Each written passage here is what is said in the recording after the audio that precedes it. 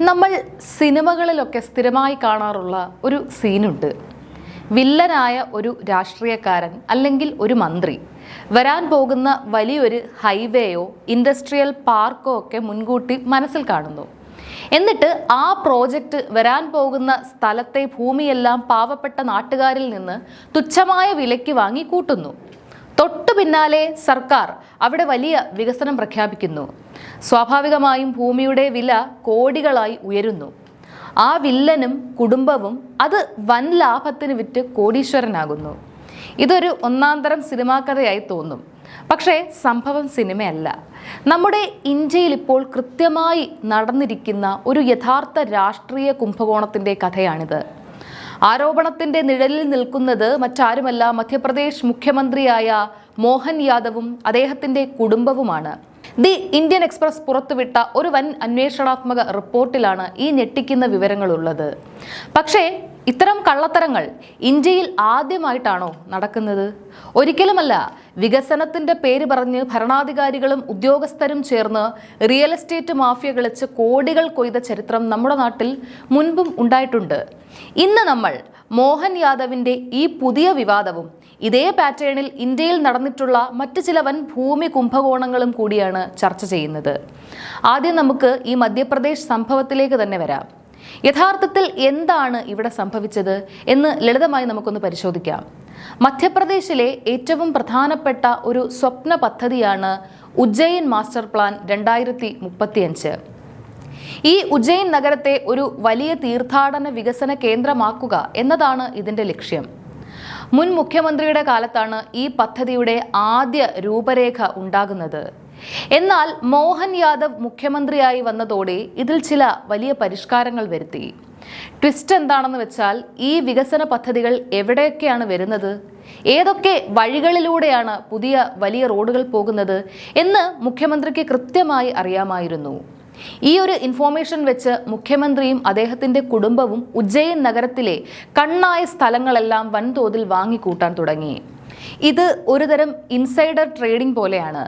അധികാരം ഉപയോഗിച്ച് വരാൻ പോകുന്ന മാറ്റങ്ങൾ മുൻകൂട്ടി കണ്ട് സ്വന്തം പോക്കറ്റ് വീർപ്പിക്കുക.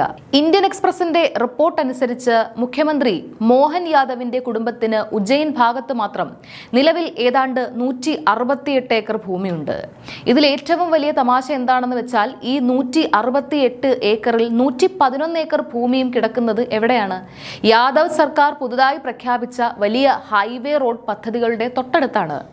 മോഹൻ യാദവ് മുഖ്യമന്ത്രിയായി ചുമതലയേറ്റ ഉടൻ തന്നെ ഈ പ്രദേശങ്ങളിൽ നിരവധി പുതിയ ലിങ്ക് റോഡുകളും ഹൈവേകളും ഒക്കെയാണ് സംസ്ഥാന സർക്കാർ പ്രഖ്യാപിച്ചത്.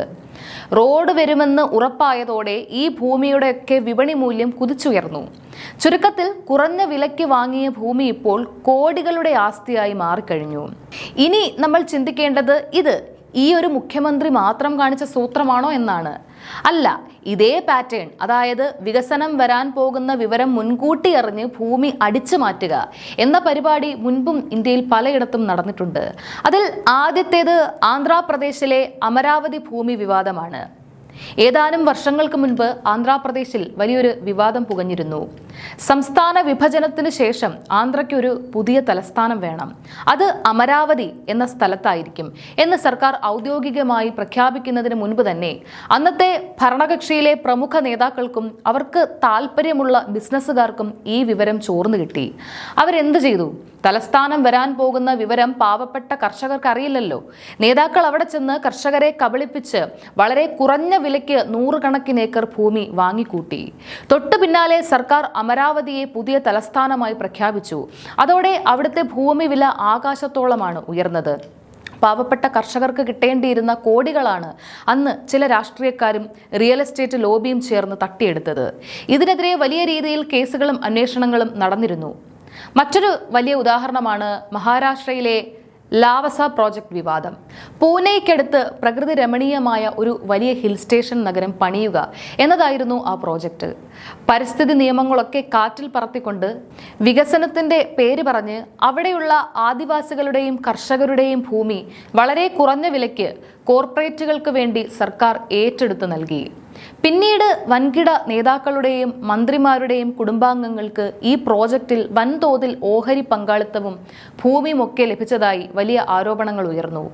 വികസനം എന്ന ലേബലിൽ വൻകിടക്കാർക്ക് മാത്രം ലാഭമുണ്ടാക്കാൻ സർക്കാർ സംവിധാനങ്ങൾ എങ്ങനെ ദുരുപയോഗം ചെയ്യപ്പെടുന്നു എന്നതിൻ്റെ ക്ലാസിക് ഉദാഹരണമായിരുന്നു അത്. മറ്റൊന്ന് കർണാടകയിലെ BMIC ഭൂമി വിവാദമാണ്. ബംഗളൂരുവിനെയും മൈസൂരിനെയും ബന്ധിപ്പിക്കുന്ന വൻകിട എക്സ്പ്രസ് വേ പദ്ധതി പ്രഖ്യാപിച്ച സമയത്തും സമാനമായ വലിയൊരു അഴിമതി ആരോപണം ഉയർന്നിരുന്നു. റോഡ് നിർമ്മാണത്തിന് ആവശ്യമായതിനേക്കാൾ എത്രയോ ഇരട്ടി ഭൂമിയാണ് കർഷകരിൽ നിന്ന് സർക്കാർ വികസനത്തിന്റെ പേരിൽ ഏറ്റെടുത്തത്. പിന്നീട് ഈ അധിക ഭൂമി വൻകിട റിയൽ എസ്റ്റേറ്റ് കമ്പനികൾക്ക് ടൗൺഷിപ്പുകൾ നിർമ്മിക്കാനായി മറിച്ചു നൽകി. ഇതിന് പിന്നിലും വലിയ രാഷ്ട്രീയ കളികളും കോടികളുടെ അഴിമതിയും നടന്നു എന്ന് CAG റിപ്പോർട്ടുകൾ വരെ പരാമർശിക്കപ്പെട്ടിരുന്നു. ഈ 3 ഉദാഹരണങ്ങളും ഇപ്പോൾ മധ്യപ്രദേശിൽ നടക്കുന്ന കാര്യങ്ങളും നിങ്ങളൊന്ന് സൂക്ഷിച്ചു നോക്കൂ. ഇതിലൊക്കെ ഒരു പൊതുവായ പാറ്റേൺ ഉണ്ട്. ജനങ്ങളുടെ നികുതിപ്പണം ഉപയോഗിച്ചാണ് സർക്കാർ റോഡുകളും പാലങ്ങളും വലിയ പ്രോജക്റ്റുകളും ഒക്കെ പണിയുന്നത്. ഇത് ജനങ്ങളുടെ വികസനത്തിന് വേണ്ടിയാണ്. എന്നാൽ ഈ പ്രോജക്റ്റുകളുടെ രൂപരേഖ തയ്യാറാക്കുന്ന ഭരണാധികാരികൾക്ക് അത് എവിടെയാണ് വരുന്നത് എന്ന് കൃത്യമായി അറിയാം. ഈ രഹസ്യ വിവരം ഉപയോഗിച്ച് അവർ ജനങ്ങളെ പറ്റിച്ച് ലാഭമുണ്ടാക്കുന്നു. സാധാരണക്കാർ വിചാരിക്കും ഞങ്ങളുടെ നാട്ടിൽ വലിയ ഹൈവേ വരുന്നല്ലോ എന്ന്. പക്ഷേ ഹൈവേയുടെ ഇരുവശവുമുള്ള പ്രീമിയം ലാൻഡ് മുഴുവൻ സ്വന്തമാക്കി വെച്ചിരിക്കുന്നത് ഇങ്ങനെയുള്ള വലിയ നേതാക്കളും അവരുടെ ബിനാമികളുമായിരിക്കും. ചുരുക്കത്തിൽ വികസനത്തിന്റെ യഥാർത്ഥ ലാഭം സാധാരണക്കാരിലേക്ക് എത്തുന്നതേയില്ല. അധികാരവും വികസനവും എങ്ങനെയാണ് ചില നേതാക്കൾ സ്വന്തം പോക്കറ്റ് വീർപ്പിക്കാൻ വേണ്ടി മാറ്റിയെടുക്കുന്നത് എന്നതിൻ്റെ ഏറ്റവും പുതിയ തെളിവാണ് ഇപ്പോൾ മധ്യപ്രദേശിൽ നിന്ന് പുറത്തു വരുന്നത്. ഒരു വശത്ത് രാജ്യം പുരോഗമിക്കുന്നു എന്ന് പറയുമ്പോൾ നമ്മളൊക്കെ സന്തോഷിക്കും. പക്ഷേ അതിൻ്റെ പിന്നാമ്പുറങ്ങളിൽ ഇങ്ങനെയുള്ള വലിയ റിയൽ എസ്റ്റേറ്റ് കളികളാണ് നടക്കുന്നത്. ഇതിനെക്കുറിച്ച് നിങ്ങൾക്ക് എന്താണ് തോന്നുന്നത്? ഒരു സംസ്ഥാനത്തിൻ്റെ മുഖ്യമന്ത്രി തന്നെ തൻ്റെ അധികാരം ഉപയോഗിച്ച് ഇങ്ങനെ കുടുംബത്തിന് വേണ്ടി ഭൂമി കുംഭകോണം നടത്തുന്നത് ശരിയാണോ? ഇന്ത്യയിലെ ഇത്തരം ഭൂമി കുംഭകോണങ്ങളെ തടയാൻ നമ്മൾ എന്താണ് ചെയ്യേണ്ടത്? നിങ്ങളുടെ അഭിപ്രായങ്ങൾ താഴെ കമൻറ്റ് ബോക്സിൽ രേഖപ്പെടുത്തുക. നന്ദി.